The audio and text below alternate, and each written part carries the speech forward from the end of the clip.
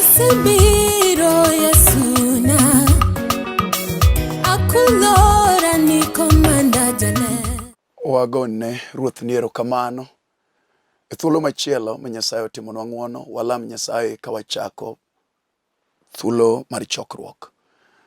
Wagoni ni erokamano Nyasaye malich, Ruodh polo gi piny, Nyasach ono gi ranyisi, Nyasach Ibrahim, Isaka kod Jakobo, Lwanda mar Kalvari, jaler mar Israel. E thuolo ne Nyasachwa e gweth mokinyi ni, arwaki Nyasaye mondo iwuo kodwa, mondo iyud duong' Nyasaye e weche manade mibiro wuoye kodwa e thuolo ni. Roni maler okaw thuolo e dierwa Nyasaye, ine wawinjo malach kadwa chitimore. Mak loch mag washigu to wachni yud thuolo e chunywa e thuolo ni. Erokamano Nyasacho ne johera mag Lolwe TV kigwedho kachiel kodwa e injili ni. Duonge pak odogni e nying loch mar Yesu akwayo. Amen. Agone Ruoth erokamano kendo nyadichiel motimo thuolo mondo wawinj kuome wachne mangima. Wach mwabiro winjo wayudo somo kawuok e kitabu mar Samuel mokwongo achiel matindo achiel nyaka 11. Wasomo kawuok e kitabu mar Samuel mokwongo achiel madongo kachakore matindo achiel nyaka 11. Muma wacho niya: ne nitie ja-Ramathaim Sofim moro mar kar gode mag Efraim ma nyinge ne Elkana, wuod Jeroham, wuod Elihu, wuod Tohu, wuod Saf ma ja-Efraim. To ne en gi mon ariyo, achiel ne nyinge Hana, to machielo ne nyinge Penina. Penina ne nigi nyithindo, to Hana ne onge nyithindo. Higa ka higa ng'atni ne wuok ae dalane, nodhi olemo kendo timo misango ne Jehova mar ogendini e Shilo. Kendo yawuot Eli kargi ariyo, Hofni gi Finehas, jodolo mag Jehova ne ni kanyo. Ka ndalo nochopo ma Elkana notimo misango, nopogo migepe ne Penina machiege kod yawuote gi nyige duto. To nomiyo Hana migepe ariyo nikech nohero Hana, to Jehova nosedino iye. Kendo nyieke nochande malit, momiyo chunye parore nikech Jehova nosedino iye. Kendo pile ka ng'atno notimo kamano, higa ka higa, ka dhako no nodhi e od Jehova, kamano nyieke ne chande. Emomiyo noywak mokuno chiemo. Kendo Elkana machuore nowachone, Hana, iywak nang'o? Kendo ok ichiem nang'o? Kendo chunyi lit nang'o? An ok aloyoni yawuowi 10 koso? Koro Hana noa malo bang' kane gisetieko chiemo e Shilo, kendo kane gisemetho, to Eli ma jadolo nobedo e kome but siro mar hekalu mar Jehova. Dhakono to chunye ne lit, kendo nolamo Jehova koywak malit. Kendo nokwong'ore gi kwong'ruok mowacho niya, yaye Jehova mar ogendini, kane par chandruok mar jatichni madhako, bende ihinga, mak wi owil gi jatichni madhako, to imiyo jatichni ni madhako nyathi mawuowi, eka nachiwe ne Jehova ndalo duto mag ngimane, ma kata mirich ok nokawiye. Amen. Agone Ruoth erokamano kendo Ruoth mondo gwedh somo mar wachne. En thuolo ma Nyasachwa otimo ng'wono mondo wawinj kuome e wachne mangima. Nyasaye nyadichiel otimo maber mondo waradi e wach Nyasaye e gweth mokinyi ni. Wach masomo ayudo thoro mar wach mar malero yelo ne chuny malit. wach madwa na wuoye en ng'at ma chunye lit. Nyasachwa e ndalo mag muma ne timo ono gi ranyisi ne ji mang'eny, kendo Nyasaye noloso kar romo manorade gi oganda mag Israel gi jo-Juda. To kinde no e ndalo mag ruoth miluongo jang'ad bura Eli, nowal kamiluongo ni Shilo. Shilo ne en kar lamo moganda Israel te ne bire to rade gi Nyasaye.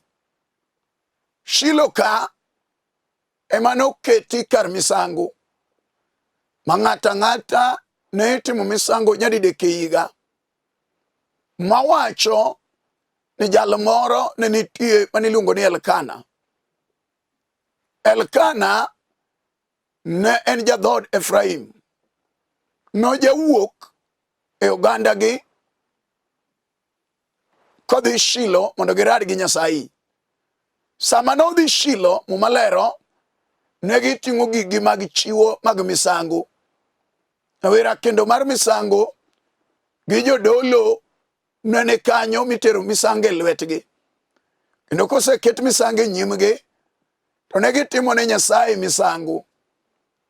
Mano ng'ata ng'ata mane wuok e dhod Israel ne nyaka dhi e nyim Nyasaye e dala mar Shilo. Tulo ber adier, wan be wadwano rad gi Nyasaye, kendo ng'ato nyalo wale chunye bang' kosewinjo wach mwabiro wuoye karaw maler otimo ilerruok mar fwenyruok matut mar wach Nyasaye, mondo ng'ato yude thuolo mar rado kod Jehova. Wach mawasomo wacho ni jalni ne nigi mon ariyo, kendo i mondegi ariyogi mumalero maduong' ni iluongo ni Hana, ai matin iluongo ni Penina.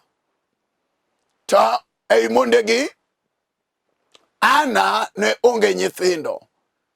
Penina Nyasaye nomiyo nyithindo, kendo adiera ne en gi nyithinde. Noneno koth oguche, kendo ne en gi dongruok gi mor ma ng'ama nyako kata dhako kosetedo nyalo bedo go, koneno kokelo ala ne dala motedi. Mumalero ne kane gidhi e nyim Nyasaye, to Elkana ne ting'o monde ariyo gi nyithinde, kendo ka gisedhi to gidhi gilamo Nyasaye kanyo. Sama ne timo misango ne nitiere pok mag chiwo mag misengini mane imiyo ng'ato dok go, kendo ne nitiere lemo manowal mane jal motero misango dok godo. To eka nitie lemo mane dhi ne jodolo, to eka nitie lemo mane wang'o kaka gir misango e kendo mar misango e nyim Jehova. To wachni lero maber ni Elkana kanosemi pok makore, to nopogo migawo mane dhi ne monde moro ka moro. To Penina ne imiyo mang'eny nyaka mag nyithinde. Haleluya.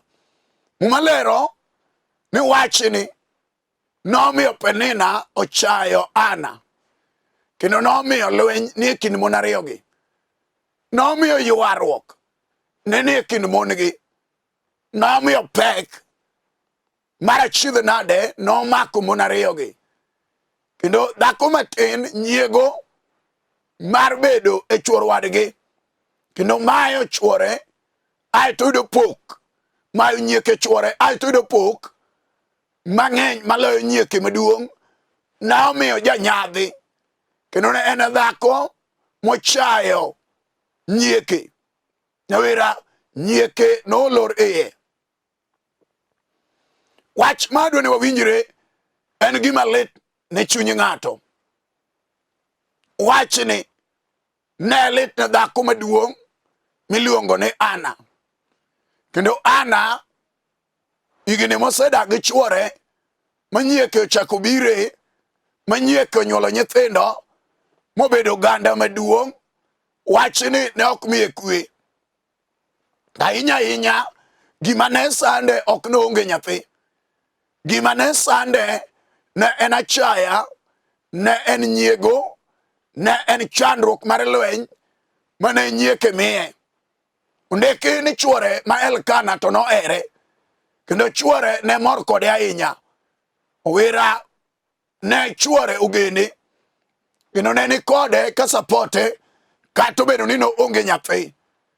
To jasigu nodonjo e chuny nyieke. Agone Ruoth erokamano. Wach manomiyo Hana ok nyal chiemo, wach manomiyo Hana ok nyal metho, wach manomiyo Hana ok nyal bedo gi mor, wach manomiyo Hana chamo pi wang'e, wach manomiyo Hana kwe mar chunye olal, wach manotame bedo nyaka gi appetite mar chiemo. Wera weche manokale mar lweny mar doho, ji mang'eny ong'eyo. Kaka doho kaka nyiego jabedo gi weche mang'eny. Wan gi miere ma doho nitie ma lweny osike nyaka ngimagi duto. Gionge ber, gionge mor, en ywaruok kod lero, en lweny kod dhawo, en wach maonge kwe. To mae wach manogo gi dhako miluongo ni Hana e lit mar chuny. Nogo kode ywak mar chamo pi wang'e, nogo kode kuyo mar achiedh nade ma kata en e kor chuore to onge mor, kata en e dala onge mor, kata odhi e od Nyasaye dala Shilo onge mor, kata itimo misengini ne Jehova onge mor. Ne wira iyo din kang'iye taneno ni kata mana nyieke ne ok nyal yie mondo oor nyithinde. Kata mana nyieke nomaye nyaka dichuo, kendo ne ok yiene mondo ne ber kata ne mar bedo gi dichuo. To wachni nomiyo dhako ni chunye lit. Duonge pak kodogne Yesu. Wasomo kama chuore temo oye koywak ka pi wang'e chwer. Ka Elkana penje ni tapenji, midagi chiemo tidagi metho ni, donga ber moloni yawuoyi 10. Dong kama antie ni aloyo yawuoyi mang'eny. Miyo we chandori we bedo ga chiedh nade. To kata mano chuore ocho mar chuore no ne ok nyal miye kwe, ne ok nyal miyo chunye obed mamor, ne ok nyal ywe pi wang'e, ne ok nyal miye geno. Wach no miye lit kata medruok mar lit mar chuny. Miyo no ywak ka chunye lit, no ywak kuonge gi mor, no ywak ka pi wang'o luoke, no ywak kodengo ka chunye parore. Ne wira nyieke chal mane ng'ong'one, ne nyiethone to sungore ne. Ai to nyise ni ichal gi nono, pi mega poyo ma dichuo ma ok nyal nyak, chama lo to onge gima kelo. Ng'ama do kwan ko ala ne ode, ne chuore, ne rangach motede onge. Gima do ne maber, ma do sungre ne ko ala mokelo e keny. E dala manonyuome, onge go morno onge chunye.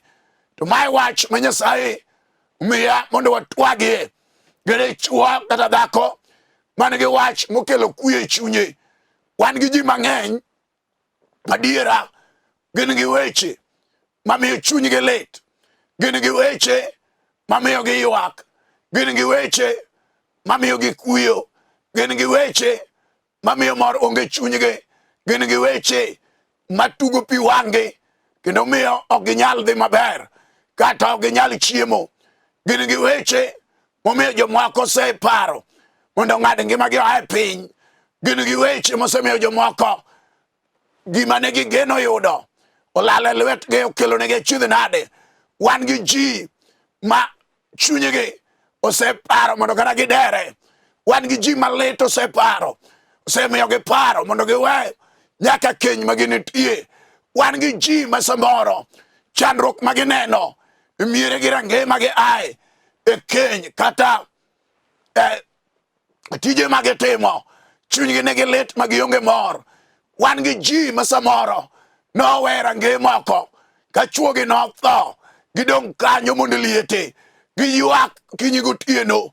En kodhi e nindo ywak, kochiewo ywak, kane dipo ywak, kane rangach ber onge, wera lweny ma en go lero gi weche monyono ngimane, otame moro otame kwe.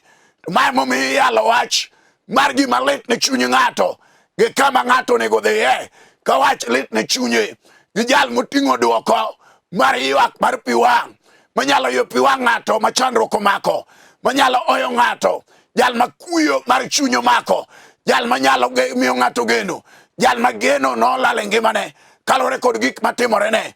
Agone Ruoth erokamano. Nyasaye maratego mar loyo mar kwe, Nyasaye marambi mar loyo mar geno, manyalo ywe pi wang' ng'ato, mane mwabiro winjo kuome.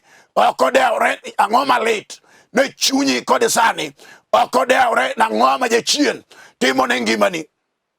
Wach manotimore ne Hana, Nyasaye norungo Hana mondo chunye one gima time. Wan gi ji mang'eny ma gimoro nyalo timo, wach nomiye kuyo kaka mwawacho kisomo Jo-Korintho ni ywak mobedo kare machopo gi ng'ate resruok maonge ywaga ng'e. Wan gi lit mar chuny monego chop gi ng'ate ywak matere geno gi resruok, matere ng'wono kod kwe, matere duoko mar wacho manade mamiye lit, mar wacho manade mamiye geno, mar wacho manade mamiye duoko mar gimomanyo mar chunye. To mae momiyo Nyasachwa oloso thuolo maber mondo awuoyi kodi gima lit ne chunyi.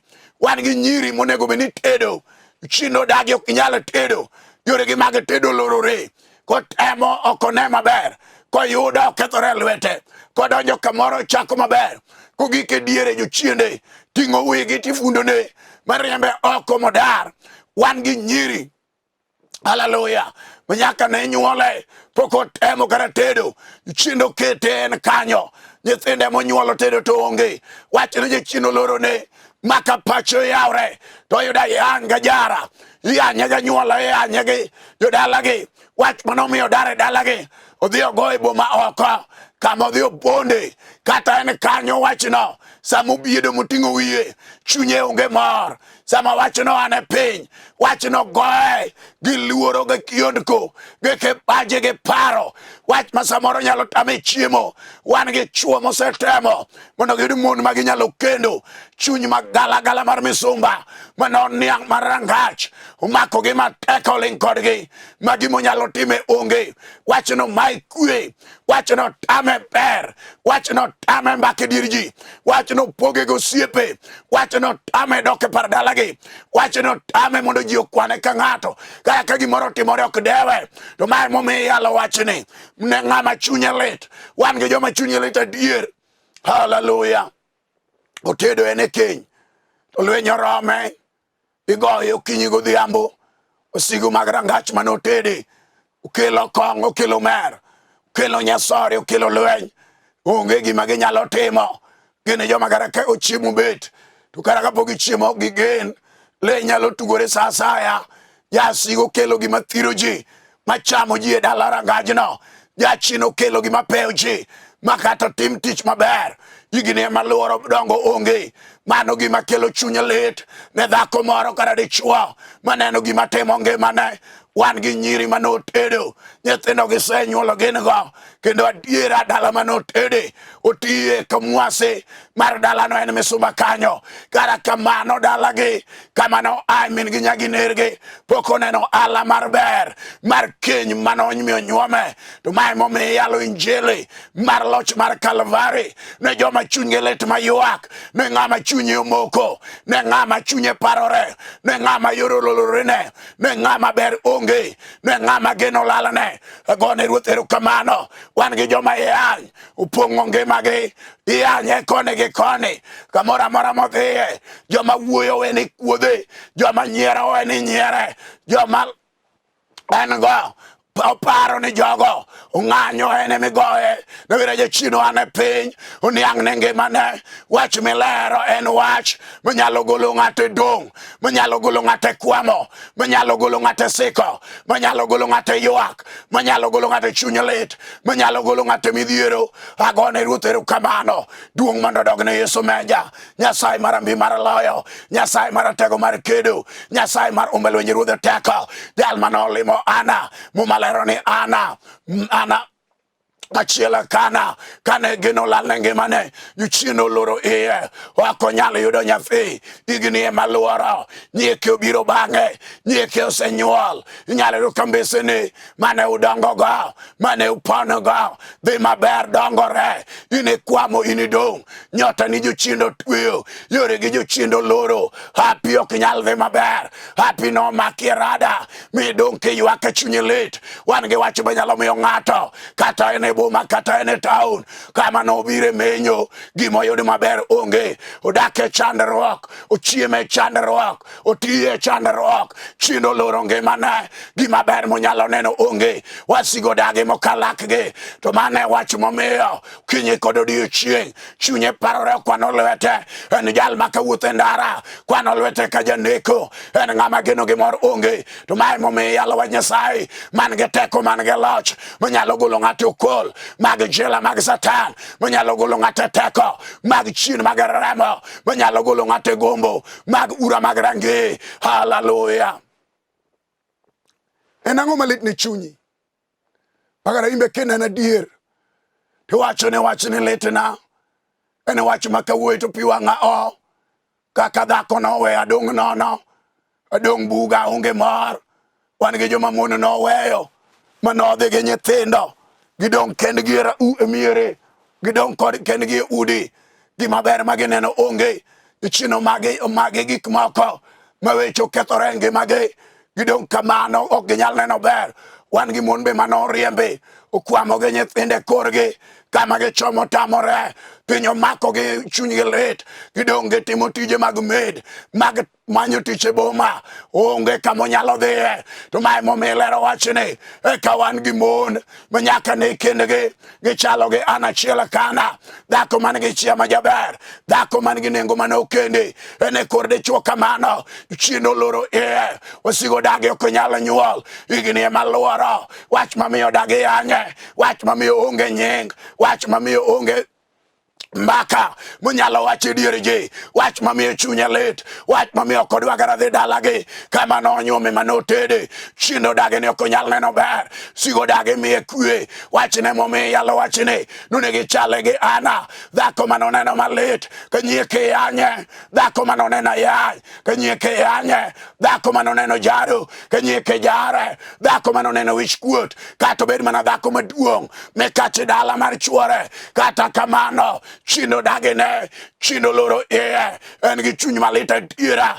Gone Ruoth erokamano. Wach malero en niya, gima miyo inyalo dwaro Nyasaye ka chandruok ma in go ogik kodi okota, udhiri mogik kodi kiwango mar chich adiera, resruok na nyalo akanye, konyruok na nyalo akanye, geno gi mor mar chunya nyalo yudo nade mana kum Nyasaye manyalo gik moko duto. Iwinjo wach milero en mar Jehova manolimo Hana madhako, wach mano ane malo kano ya pache, kalwenyo rome, kajaro rome, kachayo rome, kasando rome, kayuako rome, no chomo pache kuome Jehova kagine dala Shilo, duongo dogna mina. Hallelujah.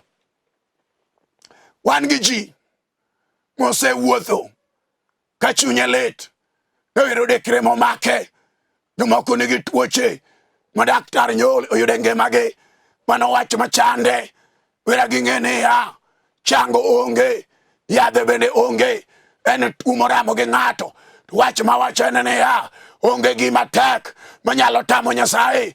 Hana nolemo ka en nyime Eli jadolo. Sama ne nyime Eli, ne ok owuoyo gi Eli, ne ochomo Jehova tir, wacho ne Jehova niya, Nyasaye, ka in para, an dhako ma chunye lit, ka in para, an dhako moleo, ka in para, an dhako ma jaricho, ka in para, an dhako moleo, ka in para, an dhako maneno chandruok, ka in para, an dhako maneno wich kuot. Hallelujah. Mimi ya nyathi ma wuoyi to nawali go Jehova, ana chiwni go nyime Nyasaye malich mar nengo. Ana no dembo ok no wacho no dwaro nyathi, no wacho no nyathi ma wuoyi. Iwinjo kata ka in kanyo chandruok mamiyo ywak no, wach mamiyo chunyi lit no, wach mama ikwe no, wach mamiyo ne dar mekune wenga kotanda kama ne nitie mane dake kenyni. Wan gi jomo dok ni sitting room, luonyoro me bedroom, gino lit ne chunye, wach mamiyo de chuo kuni, miyo wayalo injili mar Yesu ja-Nazareth. Kamine no chunyi ywake no, tinende kawuono Nyasach anangema, Nyasaye mar gode gaore, Nyasaye mar mbi mar loyo, Nyasaye mar nyalo mar kedo, Nyasaye mabaro timo chuma, Nyasaye maketo yo kama yonge, Nyasaye makelo duoka, luonge akelo jateko, luonge umula kijonyero, mano olimo Hana, kama no olame kadhoge diemore, gimonege tim, dimba gima time, kato bedo kimi, Mose chamo ringo, aito weni choge, Nyasaye nege teko, mar chango kimi, kato bedo mana kansa, machamo ringre, madaktar wachone, ni yadhen mana gayo, wange Nyasaye machango, manyalo duto te, kato bedo mana ndulume, mago ngato piny, mamiyo yuagore, enoko nyal dhi wuoth, kama jidhiye, kato bedo mana nyako, migogo molewe dala, ma ok nyalo tedo, wach milero kawuono, mar Yesu amena, mana oparo Hana, Nyasaye no ngima, en achiel nyoro, tinende manyaka chieng, poko wila poko loke, ya, kum Yesu amena, ratego ruoga ler, jal mano yawe Hana, mano omiye nyathi, onyuolo iluongo Samuel. Hallelujah. Nyathi Hana, emano chak kitabu mar Samuel. Nyathi Hana, emano bedo jabura Israel. Nyathi Hana, ema nyinge odonge kitabu. Nyathi Penina ok nyal par, we ywak chomo Yesu, mumalero ni yaki somo fweny, abich matinda abich, ni we ywak, era sibur madhori Juda, jale moselocho, ene mowinjore, golo kido, mar kitabu, manolor matek, manotamu jimuoma, kiye kum Yesu, amina ja-Nazareth, achiel mar apar, jal manogor, jal manochulo nengo, jal manowal, sibur mar ono, ene mange teko, ene manomuomo liel, ene manomuomo bao, ene manochwade, murimo maro chango, tuoche te, nengamo yie, kirama dira, kato bedo warok, ema podi, kawuono ne, kawi Yesu, ja-Nazareth, umamira tego, jal mawero, jal machengo, jal manyalo, walam kodi Nyasaye, kiye, e nying Yesu Kristo. Go chungi walam, kaka iye, kaka anokao, koni okabiling, giwacho matema, okabiling, ginyero minyera go, okabiling, gayan miyanya go, okadhaw gi Penina, wadogi ni Nyasaye, jal moting'o duoko, jal moting'o duoko, jal moting'o weche, jal man gi geno, jal manyalo miya mor, jal manyalo wepi wang'a, jal manyalo oya, jal manyalo kecha, jal manyalo changi, jal manyalo gwedhi, jal manyalo gonyi, jal manyalo ting'i malo, jal manyalo wari, jal manyalo resi, en Jehova kende. Walam Nyasaye kiyie, gaga chonge peny, kata rieba di TV, Nyasaye nege teko gi loch, ler mar Israel, jabaro nam nyanyalo, Nyasaye mabaro timo chuma, mwamira tego ruodh ler, ene kende, jowi jamuomo no, ene mosewale, sibuor madhori Juda, ene mowinjore no, ene motimo ni ono, walam Nyasaye, duonge pak, giloyo, Nyasaye marembi mar maka, itimne dhakoni, itimne nyakoni, timne kijana makong'orano ni, mayuak oseyuak ka kong'orome, timne jal majugi orano, timne jal modekre sandoni, ichangi mane kendi rese, irar gi dwaro mar chunye kaka nirado gi Hana. Nyasaye igol gi nyera kod seyo, igol gi du kod wich kuot, igol gi dhier kod achaya. Nyasaye magolo ji kuom weche matek, kata bedo ala ma ok dhi maber, Nyasaye mondo itimnegi kendo ilochnegi, e nying Yesu Kristo akwayo. Amen. Agone Ruoth erokamano. An ma wuoyo kodi an Pastor ALFRED ODOYO, awuodo Nyakach. Nyasaye gi ng'wonone otimona ng'wono yalo wach Nyasaye e piny Nairobi ka kamoro ni Karanja, Kibera, Hawkers Market kanye mantie. Arwako ji ti Nyasaye mawach ni odonjonegi kendo madidwar mondo med konygi weche mang'eny, mondo walalre kodgi, warom kodgi wach Nyasaye. Namba na minyalo yudago en 0723 396805, 0723 396805, kata mar Airtel 0101 39 6805, 0101 39 6805. Nyasaye mondo gwedhi, Nyasaye mondo ting'i malo, Nyasaye mondo lochni, waradi juma manyien e nying Yesu Kristo. Shalom. Amen.